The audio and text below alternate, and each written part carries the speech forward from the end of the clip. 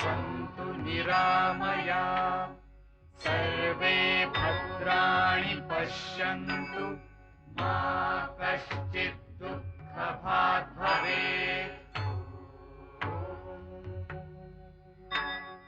द्यौः शान्तिः शान्तिः अन्तरिक्ष शान्तिः शान्तिः पृथिवी शान्तिः शान्तिः आपः शान्तिः शान्तिः ओषधयः शान्तिः शान्तिः वनस्पतयः शान्तिः शान्तिः विश्वे देवाः शान्तिः कामः शान्तिः शान्तिः क्रोधः शान्तिः शान्तिः ब्रह्म शान्तिः शान्तिः सर्वः शान्तिः शान्तिः शान्तिरेव शान्तिः शान्तिः सामः शान्तिरेधि। यतो यत समीहसे ततो नु अभयं कुरु। शन्नः कुरु प्रजाभ्यो भयं न पशुभ्यः। सुशान्तिर्भवतु सुशान्तिर्भवतु सुशान्तिर्भवतु।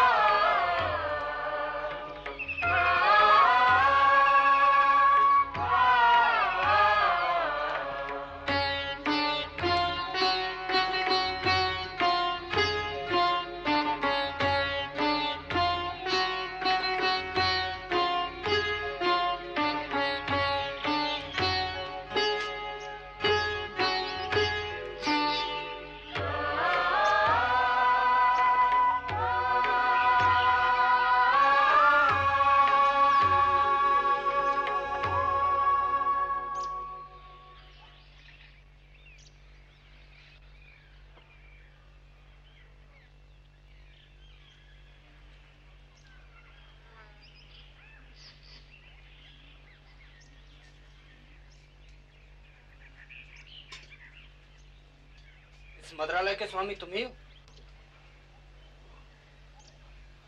हाँ, क्यों? शिशुपाल नाम के किसी व्यक्ति को जानते हो? यहाँ तो हर दिन कई लोग आते हैं। अच्छा, लेकिन आप कौन हैं? अभी पता चल जाएगा।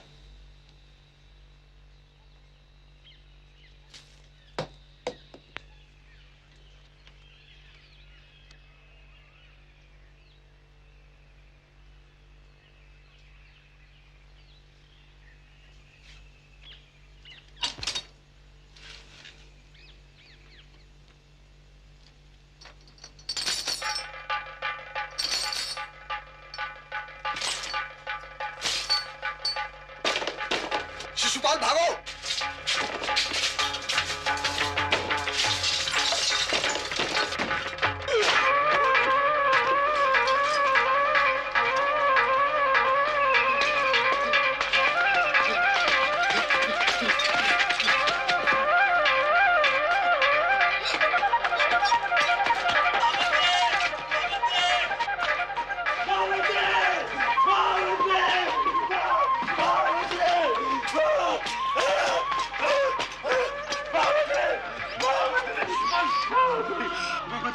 इससे पहले कि महाराज दंड के लोग मुझे मार डाले, उसे मेरे यहाँ मार देंगे। शिशुपाल, उनके हाथों मरने के बजाय मैं आपके हाथों मरना पसंद करूंगा। शिशुपाल! महामंत्री!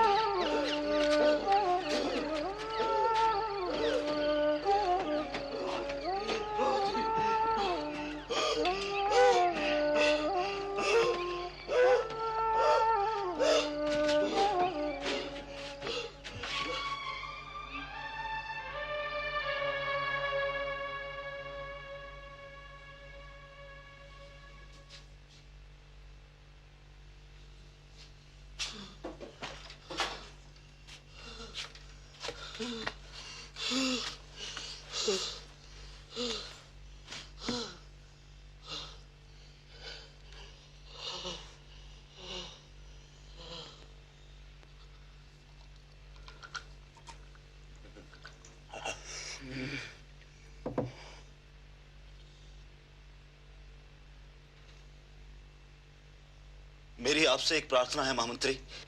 तुम्हारी किसी योग्य प्रार्थना को आज तक मैंने अस्वीकार किया है शिशुपाल? तो आज आप मेरे लिए मगध की सीमा से सुरक्षित बाहर निकलने की व्यवस्था करवा दें। मैं आपका सदैव ऋणी रहूंगा। शिशुपाल, यदि तुम जैसा साहसी पुरुष भी धीरज छोड़ देगा तो मगध माटी के लिए प्राण देने वालों को कहां से लाएगा? पर इसी तरह से चलता रहा महामंत्री तो मुझ जैसे कईयों को मिट्टी में गाड़ दिया जाएगा। मरने के बाद चिता को आग तक नहीं मिलेगी। कुछ करिए देव, मरघट पर भी एक शव आपकी प्रतीक्षा कर रहा है। शव?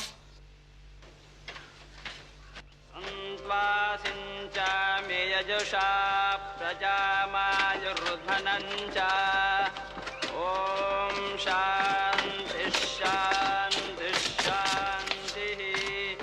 परे युवागुं संप्रवतो महीरनुबहुभ्यः पन्था मनपस्पशानम् वैवस्वतगुं संगमनञ्जनानां यमगुं राजानगुं हविषादुवस्यता इदं त्वा वस्त्रं प्रथमन्वागन्नपैतदूहयदिहा बिभः पुरा इष्टापूर्तमनुसम्पश्य दक्षिणाय। प्रणाम महामंत्री। दत्तं बहुधा विबन्धुषु युमो युनज्मिते बन्धी। क्या यही मेरी प्रतीक्षा कर रहा है? हाँ देव। शव का अग्नि संस्कार क्यों नहीं किया गया? आज्ञा नहीं है देव। क्या मृतक के मृत्यु के संबंध में कोई छानबीन हो रही है? नहीं देव। तो फिर किसकी आगे की प्रतीक्षा है तुम्हें? महामंत्री ही नियम बनाते हैं और महामंत्री ही नियम भूल जाते हैं। आप ही ने तो आज्ञा दी है। चांडाल! झूठ बोल रहे हो तुम। किसने तुम्हें यह सूचना दी? मुझे तो आज्ञा मिली थी देव की लकड़ी पर कर ना चुका सकने की अवस्था में किसी को भी लकड़ियां ना दी जाएं। और आज्ञा तो आप ही के नाम दी जाती है महामंत्री। ये सच ही कह रहा है महामंत्री। पर ऐसी मैंने कोई आज्ञा नहीं दी है शिशुपाल। कैसे कोई रोक सकता है मृत्यु के पश्चात अग्नि संस्कार के नैसर्गिक अधिकार को? महामंत्री देख ही तो रहे हैं।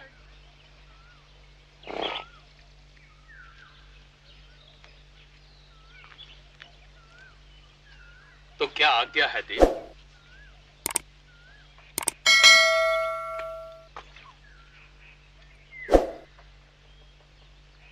मात्र 5 पन। मगध का पतन यदि इसी गति से चलता रहा तो तुम्हें और पणों की आवश्यकता पड़ेगी।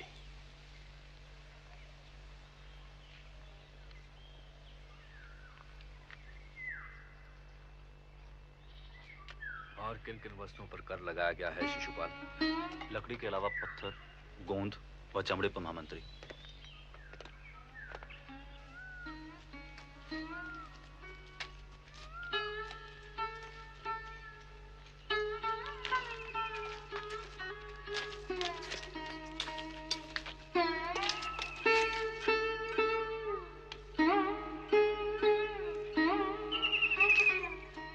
लकड़ी, पत्थर, चमड़े व गोंद पर कर, और मुझे पता तक नहीं।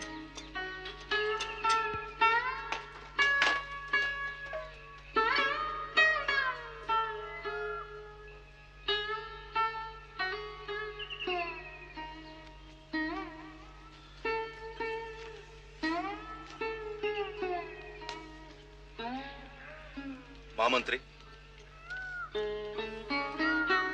महामंत्री,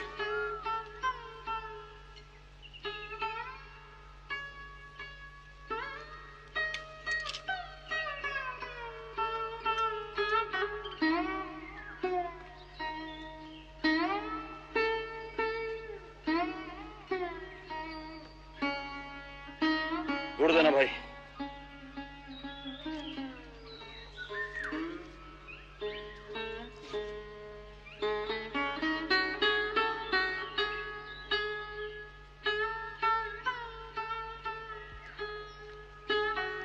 महामंत्री, और किन किन वस्तुओं पर कर लगाने का विचार है?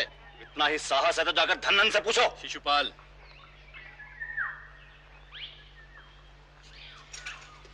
महामंत्री,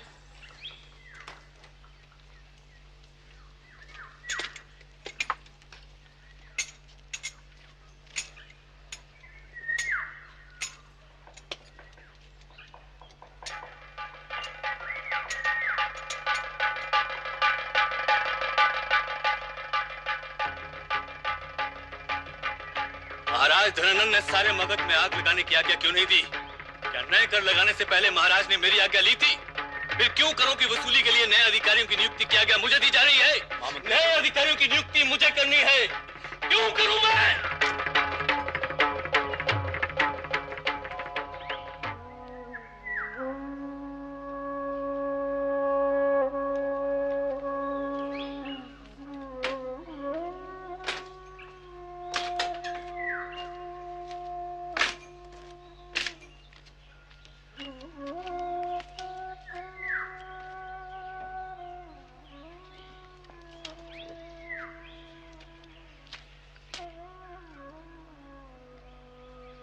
महामंत्री,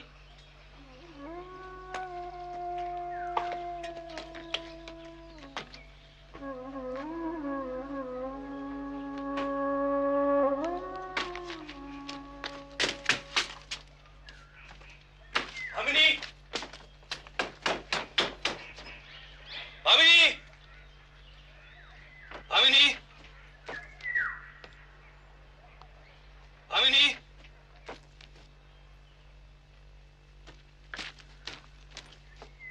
भामिनी,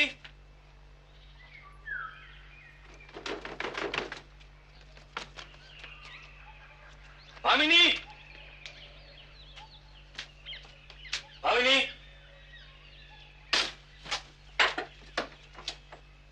भामिनी, भामिनी,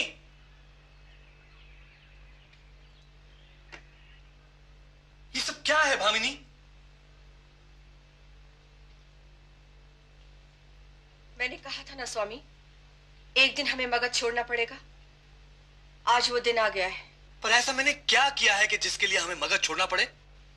स्वामी, राजनीति में अपने स्वामी और अपने से सामर्थ्यशाली व्यक्तियों के दोष ढूंढना अपने विनाश को आमंत्रण देना है, और मैं अपने परिवार का विनाश नहीं होने देना चाहती।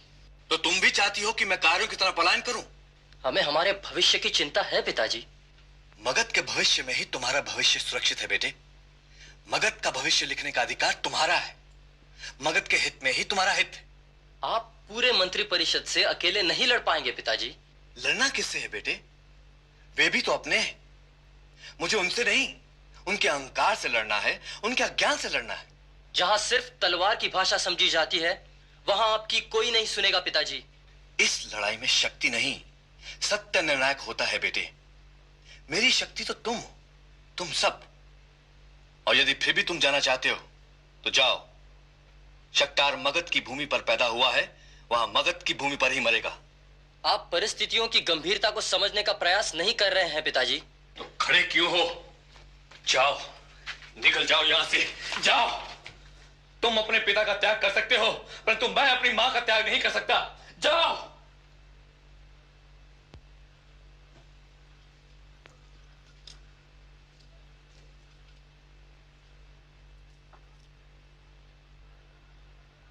सुनो, सारा सामान भीतर ले आओ।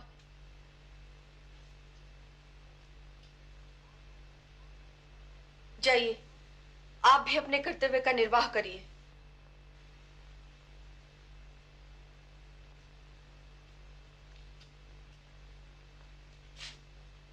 किंतु सावधान रहिएगा। सबसे ज्यादा सावधान तो हमें स्वयं से रहना है भामिनी, क्योंकि सत्य की रक्षा का युद्ध कहीं स्वार्थ की रक्षा का युद्ध ना हो जाए।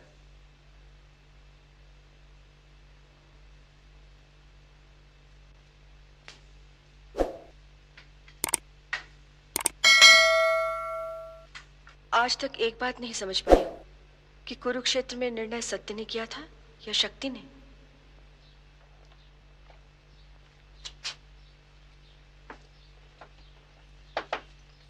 सुनिए,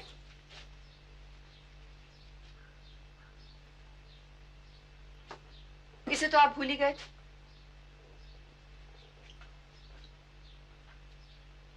शिशुपाल, आज से तुम यहीं रहोगे।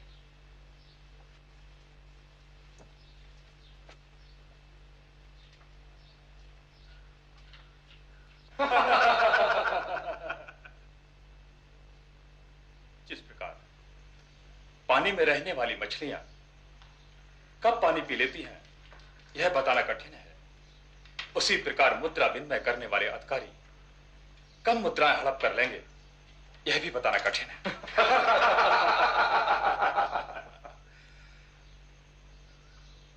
तो आप उस भ्रष्टाचारी के हाथों को पकड़ना चाहते हैं और महामात्य वखनास इस अव्यवस्था व भ्रष्टाचार को रोकना चाहते हैं, है ना?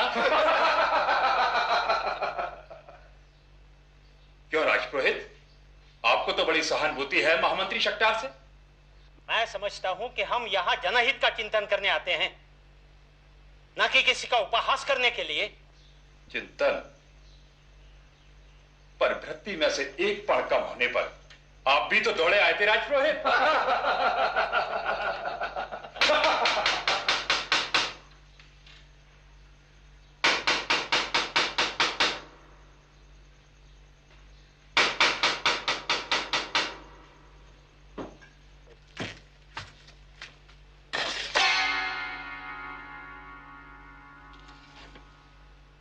महामंत्री शक्टार,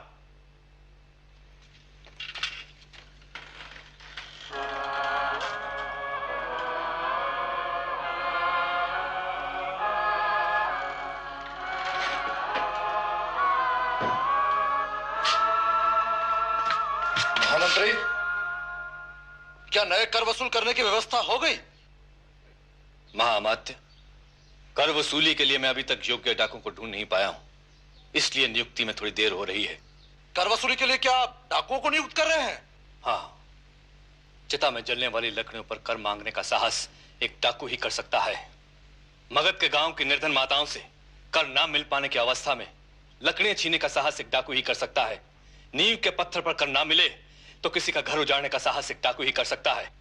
इसलिए मगध के मंत्री परिषद से मेरा निवेदन है कि राज के कारावास में बंद डाकुओं को छोड़ दिया जाए और उन्हें कर वसूलने का काम सौंपा जाए, और यदि वो भी इनकार कर दें तो यहां उपस्थित अमात्य व मंत्रीवर्ग इस उत्तरदायित्व का वहन करें। शक्टार, तुम मगध के मंत्री परिषद की तुलना डाकू से करने का दुस्साहस कैसे कर सकते हो? दुस्साहस? मुझे तो अब संदेह होने लगा है कि मगध की सत्ता कहीं डाकुओं के हाथों में तो नहीं है। शक्टार, चीखो और चीखो, परंतु उससे पहले मगध के इस मंत्रण कक्ष के समस्त द्वारों एवं समस्त वातायनों को खोल दो, ताकि पाटलिपुत्र की प्रजा यह देख सके कि उन्हें भय अग्नि तथा जल प्रलय से नहीं बल्कि हम जैसे गृह शत्रु से है। सुनने तो उन्हें भी। मंत्रणा के नाम पर रचे जा रहे यहाँ प्रजा के शोषण के षड्यंत्र का एक एक स्वर। जान रहे हो सब, आज कोई मुझसे प्रजा के हित की बात नहीं करेगा।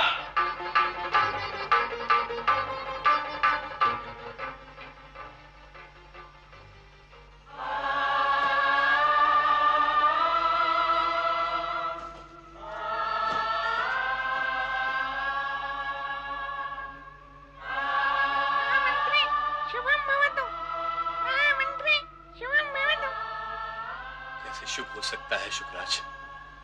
यदि इसी प्रकार सब चलता रहा तो मगध के कई घर मरघट बन जाएंगे। कौन बताए उन्हें कि जो नमक वे खा रहे हैं उसमें कुछ खारापन मागदों के आंसू का भी है। कैसे शुभ हो सकता है, कैसे शुभ हो सकता है? शुक्राज।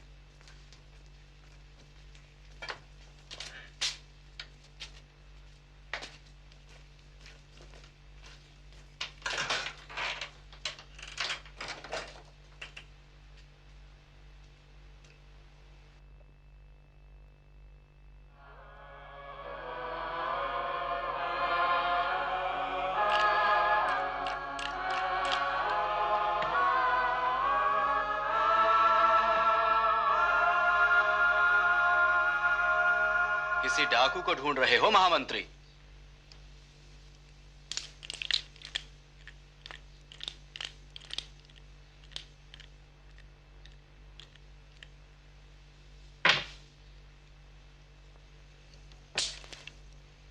तुम्हें संदेह होने लगा था ना कि मगध की सत्ता कहीं डाकुओं के हाथों में तो नहीं? महाराज। महामंत्री,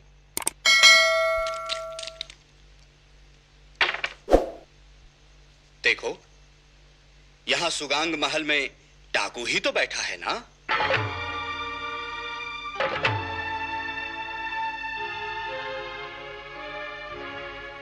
तुम हां क्यों नहीं कहते? मुझे क्षमा करें देव, मैं अपनी मर्यादा भूल बैठा था। नहीं नहीं शक्ता, तुम ठीक कहते थे। डाकुओं में दया नहीं होती। चिता में जलने वाली लकड़ियों पे कर मांगने का साहस एक डाकू ही कर सकता है ना? मगध के गांव की निर्धन माताओं से कर न मिलने की अवस्था में लकड़ियां छीन लेने का साहस एक डाकू ही कर सकता है ना? मगध साम्राज्य में नींव के पत्थर पर कर न मिल सकने की अवस्था में किसी का घर उजाड़ देने का साहस एक डाकू ही कर सकता है ना? मैं आपका अपराधी हूं देव। तुम झूठ बोल रहे हो शक्तार। सारे मगध का अपराधी तो मैं हूं। मैं महापद्मानंद का पुत्र धनानंद ही तो सारे मगध को लूट रहा हूं, है ना? लो, मैंने सारे वातायन खोल दिए। अब तुम चीखते क्यों नहीं? तुम ही तो चीख चीख कर कहना चाहते थे ना कि मगध को भय अग्नि अथवा जल प्रलय से नहीं, धनानंद से है। मगध का शत्रु धनानंद है। चीखो अब। देव, जो भरी दोपहरी में आंखों को बंद कर कहे कि सूरज तो उगा ही नहीं है, उन्हें रोशनी कौन दिखा सकता है? इस तरह आप सच्चाई नहीं छुपा सकते। क्या है सच? दुर्बलों का विरोध? सच्चाई तो यह है महामंत्री कि मगध मेरी मुट्ठी में है। इसे छीन सकते हो तो छीन लो, छुड़ा सकते हो तो छुड़ा लो।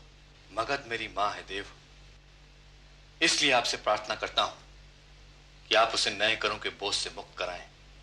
वरना उसका बौराया बेटा अपने स्वामी का भी मान न रखेगा। शक्तार, लगता है मेरे राज्य में अब कुकुरों के भी मुंह बंद करने की व्यवस्था करनी पड़ेगी।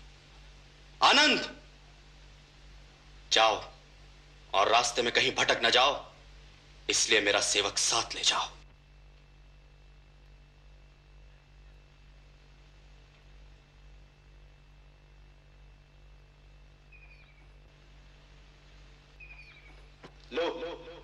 मैंने सारे वातायन खोल दिए। अब तुम चीखते क्यों नहीं? तुम ही तो चीख चीख कर कहना चाहते थे ना कि मगध को भय अग्नि अथवा जल प्रलय से नहीं, धनानंद से। मगध का शत्रु धनानंद है। चीखो अब, क्या है सच? दुर्बलों का विरोध? सच्चाई तो यह है महामंत्री कि मगध मेरी मुट्ठी में है। इसे छीन सकते हो तो छीन लो, छुड़ा सकते हो तो छुड़ा लो। शक्तार, लगता है मेरे राज्य में अब कुकुरों के भी मुंह बंद करने की व्यवस्था करनी पड़ेगी। तुम हाँ क्यों नहीं कहते? डाकुओं को ढूंढने किसी डाकू को ढूंढ रहे हो महामंत्री। अब तुम चीखते क्यों नहीं? मगध का शत्रु सच्चाई तो यह है महामंत्री कि मगध मेरी मुट्ठी में है। इसे छीन सकते हो।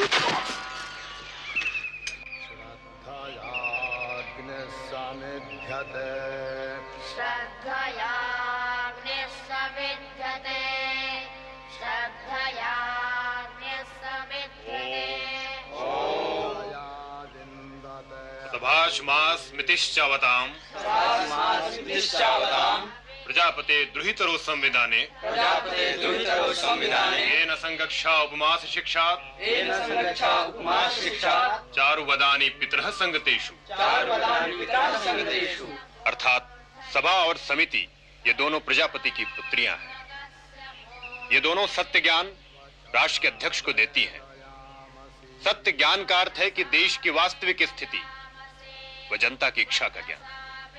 अतः सभा एवं समिति देश की वास्तविक स्थिति व लोक इच्छा का ज्ञान राष्ट्र के अध्यक्ष को देती है। अथर्ववेद में सभा को जनता की आवाज और न्याय का एकमात्र निदर्शन करने वाली कहा गया है। अतः सभा का निर्णय अमान्य नहीं हो सकता। राष्ट्र का अध्यक्ष भी उसके निर्णय से बंधा होता है। यदि प्रजा हित में राष्ट्र अध्यक्ष कोई असावधानी न करे तो यह राष्ट्र समिति राष्ट्र अध्यक्ष के अनुकूल एवं अनुरूप रहती है। पर प्रजा हित के विरोध में कार्य करने पर राष्ट्र अध्यक्ष को पद भ्रष्ट करने में राष्ट्र समिति तनिक भी देरी नहीं करती। ध्रुवोच्युतः प्रमणे ही शत्रुन शत्रु यतोधरान पादयस्व सर्वादिशः सम्नसः सदृची ध्रुवायते समिति कल्पतामि।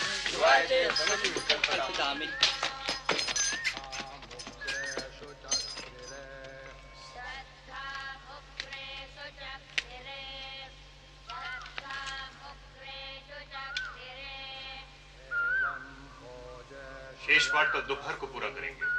ओम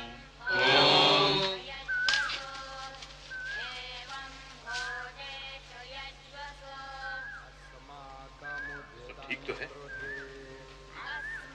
अब तक तो जीवित हूं। और मरने की बारी आई तो पीछे नहीं हटूंगा। तू नहीं बदलेगा शक्तार।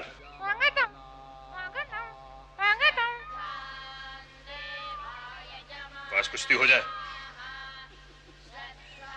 राजनीति के अखाड़े में तो मुझे तेरा पुत्र भी भारी पड़ता है। कहाँ है विष्णु? आचार्य विनोगुप्त के यहाँ दंडनीति का अभ्यास करता है। राजनीति पढ़ता है या पढ़ाता है विष्णु?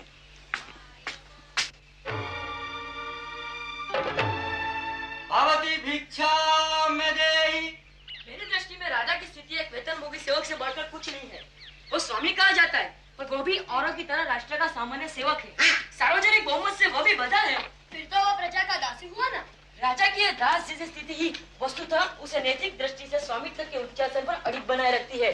शासन के सारे अधिकार उसके हाथों में इसलिए रह जाते हैं कि वह प्रजा का उत्कर्ष, भरण पोषण व सुख सुविधा का व्यवस्थापक है। और यदि वो प्रजा का हित करे तो उसे सत्ता पर रहने का कोई अधिकार नहीं।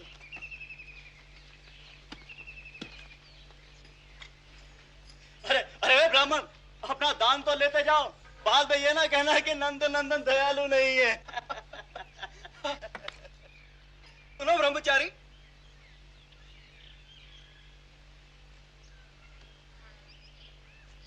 तुम्हारे दंड की ऊंचाई तुम्हारे साथी के दंड से ज्यादा क्यों? ब्राह्मण का दंड माथे से ऊपर, क्षत्रिय का दंड मस्तक तक होता है।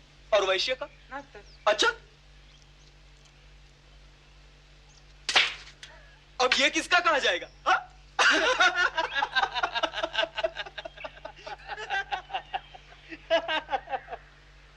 सुनो ब्राह्मण, यहाँ आओ। इधर आओ। अकेले नहीं निकले हो? हाँ। कितना खाते हो? भर पेट। तो क्या शास्त्रों ने इसके संबंध में भी कोई नियम बनाया? गृहस्थ आश्रम में 32 कोर, वानप्रस्थ में 16 कोर, संन्यास आश्रम में 8 कोर, वो ब्रह्मचर्य में तो भरपेट खाने का आदेश है। अच्छा, तो ये लो, आज इसी से पेट भरो। जाओ, आज का भिक्षाटन हो गया। रुको कार्तिकेय, मगध की मिट्टी को स्वीकार करो। मगध की मिट्टी तथागत बुद्ध वो महावीर के चरणों के स्पर्श से पुनीत हुई है, उसे माथे पे लगाओ। तो थोड़ी मिट्टी तू भी लेता जा ब्राह्मण।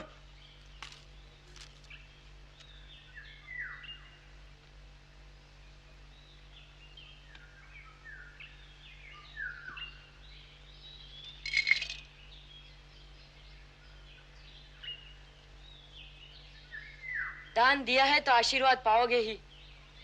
मगध की थोड़ी मिट्टी तुम्हारे माथे पर भी लगनी चाहिए। आज तुम पवित्र हुए। सुनो ब्रह्मचारी, क्या नाम है तुम्हारा? अपने देश और कुल का गौरव बढ़ाए ऐसा कोई काम आज तक तो मैंने नहीं किया है, फिर भी मैं तुम्हें अपना नाम बता ही देता हूँ। विष्णुगुप्त हूँ मैं। महापद्म के पुत्र और धनानंद के बंधुओं को तूने आशीर्वाद तो दे दिया, अब दक्षिणा भी लेते जाओ। जाओ अपने मार्ग पे ब्रह्मचारी, जाओ। और मिलिंद, आप उन ब्राह्मणों को जाने दे रहे हैं? मैं आपको संयम रखने की सलाह दूंगा। आप शीघ्र ही सुगांग महल पधारिए, महाराज धनानंद आपकी प्रतीक्षा कर रहे हैं। क्या आवश्यकता थी तुम्हें उसके सिर पर मिट्टी डालने की? विष पाए शिव का वंशज हूं मैं, विष पी सकता हूँ पर किसी निर्दोष का अपमान नहीं कर सकता। पर यदि धनानंद के बंधु हथियार चला देते तो? ब्रह्मचारियों के अहिंसा के व्रत का अर्थ कायरता तो नहीं होती। शास्त्रों की रक्षा का प्रण कर दंड धारण करने वाले यदि आत्मरक्षा न कर सके तो धिक्कार है ऐसे अहिंसा के व्रत को। मैं तो भागने वाला था वहाँ से। ज्ञान पाना है तो डर को अपने मन से निकाल फेंक कार्तिकेय, क्योंकि कायरों को ज्ञान का अधिकार ही नहीं होता। सत्य के लिए जो संसार को चुनौती दे सके सर्वश्रेष्ठ ज्ञान का अधिकारी भी वही होता है। विष्णु, तुम किसी दिन हम सबको लड़वाओगे और भागने का मौका भी नहीं दूंगा। मैं क्या करूं? मंत्री परिषद में अपने मतभेद को व्यक्त करने का अर्थ विद्रोह समझा जाता है। चाणक्य, चुप रहता हूं तो मगध कुचल दिया जाएगा, बोलता हूं तो। राजा से पहले तुम प्रजा के प्रति उत्तरदायी हो शकटार। प्रजा के हित में तुम्हें लड़ना होगा। इस समय तुम चुप रहे तो मंत्री परिषद नंद के हाथों खिलौना हो जाएगा, और ऐसा हुआ तो जब चाहे तब मगध नंद के कदमों में लौटता हुआ नजर आएगा। मुझे डर लग रहा है शकटार। राजा और मंत्री तो साम्राज्य रूपी गाड़ी के दो पहिए हैं। अगर एक ने भी अपनी धुरी छोड़ी तो गाड़ी उलट जाएगी। मैं इसी गाड़ी को सीधे मार्ग पर लाना चाह रहा हूं आचार्य चाणक्य। तुम्हें अब चौराहे पर आना ही होगा और धनंद के कुचक्रों को सरेआम नंगा करना होगा।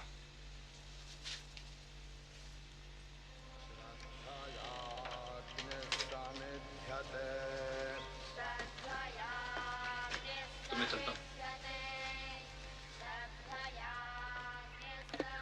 इस लड़ाई में मैं तुम्हारे साथ हूं शकटार, और सराहने पे मैं सारे मगध को पुकार सकता हूं। लो, विष्णु भी आ गया।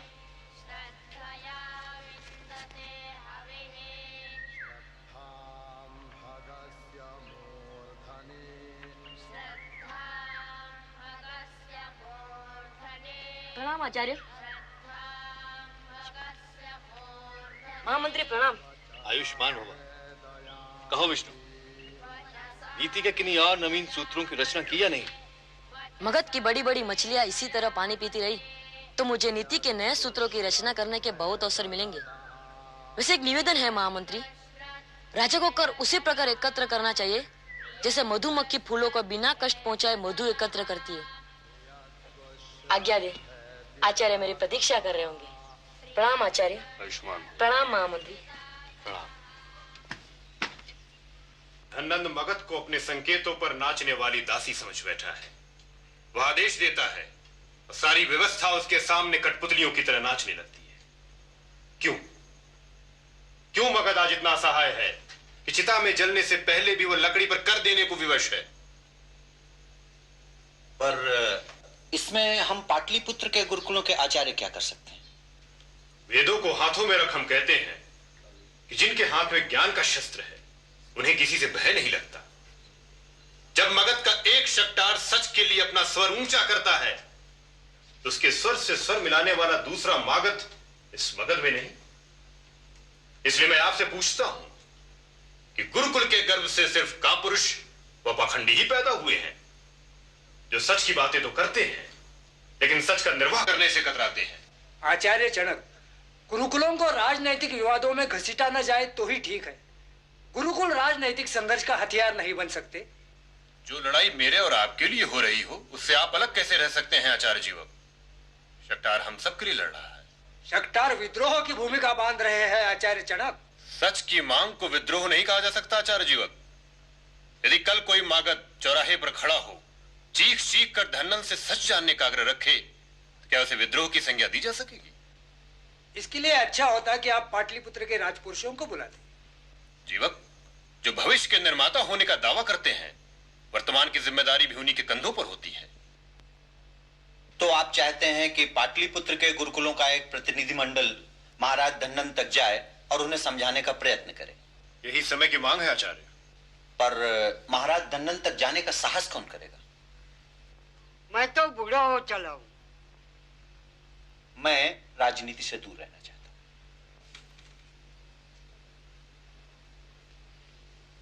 धन्नन तक पहुंचने का साहस मैं करूंगा।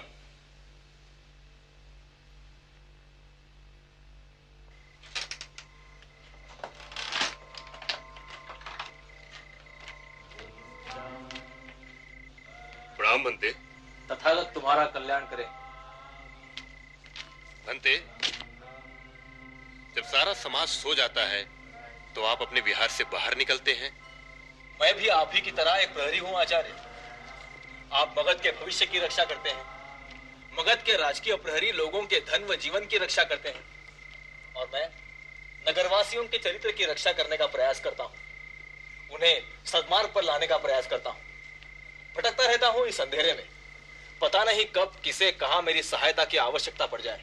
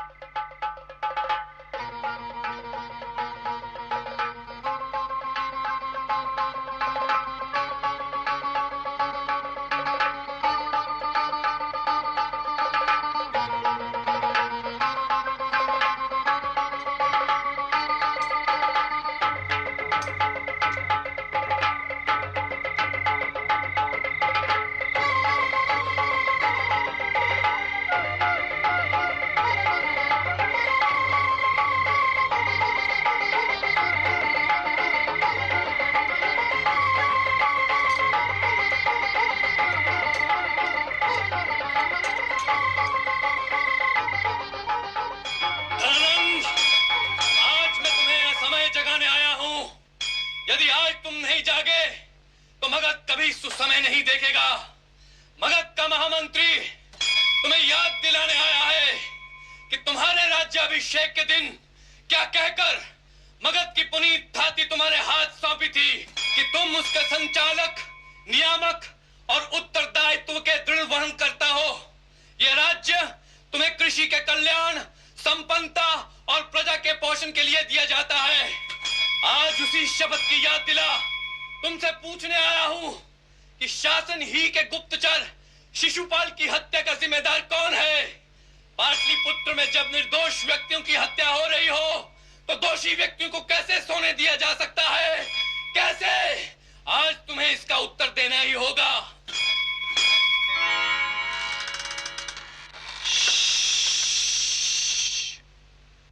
पाटलिपुत्र सो रहा है।